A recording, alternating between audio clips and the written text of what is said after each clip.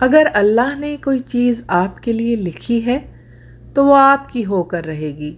وقت مختلف ہو سکتا ہے، سفر مختلف ہو سکتا ہے، لیکن یہ ناممکنات میں سے ہے کہ وہ کسی اور کے پاس چلی جائے۔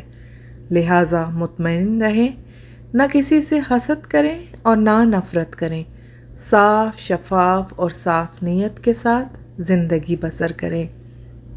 بچہ چاہے جتنی آہستہ آواز سے روئے، فوراً وہ آواز سوتی ہوئی ماں کو جگا دیتی ہے۔ تو یہ کیسے ممکن ہے کہ وہ رب جسے نہ نیند آتی ہے نہ اونگ، اور جو اپنے بندوں سے ماں سے 70 گنا زیادہ محبت کرتا ہے، اپنے بندے کی آہ پر اس کی فریاد نہ سنے، اپنے بندے کی حاجت پوری نہ کر سکے؟